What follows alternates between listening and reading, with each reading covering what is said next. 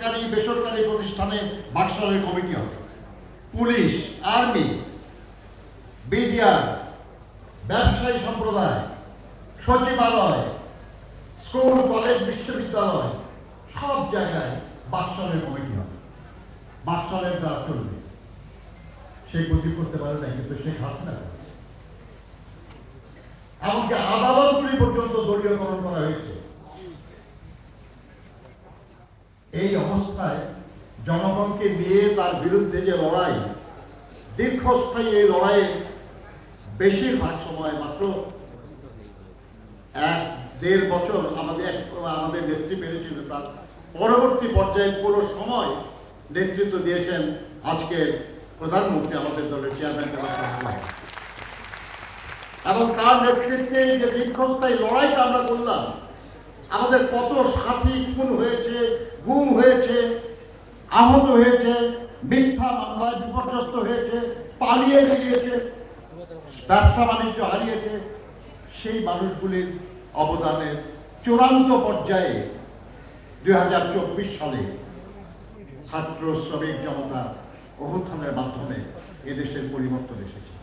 পরিবর্তন এসেছে, কিন্তু গণতন্ত্র প্রতিষ্ঠা হয় নাই। গণতন্ত্র পুনঃপ্রতিষ্ঠা হয়েছে গত 12ই ফেব্রুয়ারি নির্বাচনের মাধ্যমে। সেই নির্বাচনে 2001 সালে যেমন, 91 সালে যেমন স্বৈরাচার বিরোধী আন্দোলনে আপসহীন নেতৃত্ব দেওয়ার কারণে মানুষ, জনগণ দেশের নেত্রী বেগম খালেদা জিয়াকে বিজয়ী করেছিল। কেউ বিশ্বাস করতে নাই যে বিএনপি বিজয়ী হবে, হয়েছে। গরমে আরাম নিয়ে হবে না হাহুতাশ, ঘুরলে পরে ওয়ালটন ফ্যান বাতাস আর বাতাস।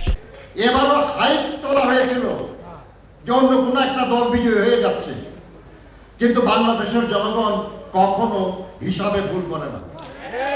এই দীর্ঘ সময় যারা অবিরাম লড়াই করেছে, যারা খুন হয়েছে, গুম হয়েছে, তারপরেও লড়াইয়ের ময়দান পরিত্যাগ করে নাই, সেই দল এবং তার নেতা যারা তারেক রহমানের নেতৃত্বকে এদেশের জনগণ গ্রহণ করেছে এবং এদেশের জনগণ বিজয়ী হয়েছে।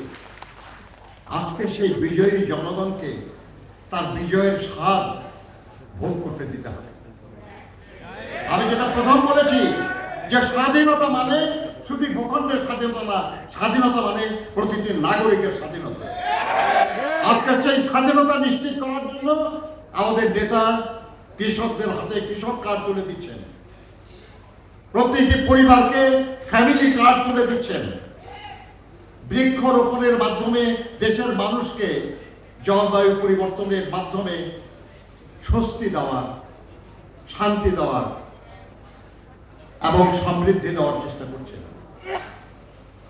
কর্মসংস্থান সৃষ্টির জন্য প্রতিনিয়ত কাজ করে চলেছে।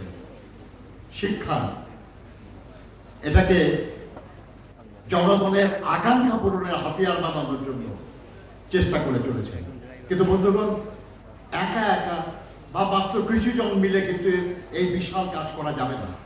আমি আমার দলের প্রত্যেকটা নেতা কর্মীর প্রতি আহ্বান জানাবো যে আপনারা বোঝার চেষ্টা করুন যে আপনাদের সরকার কি করছে এবং সেটা জনগণকে পৌঁছিয়ে দিন।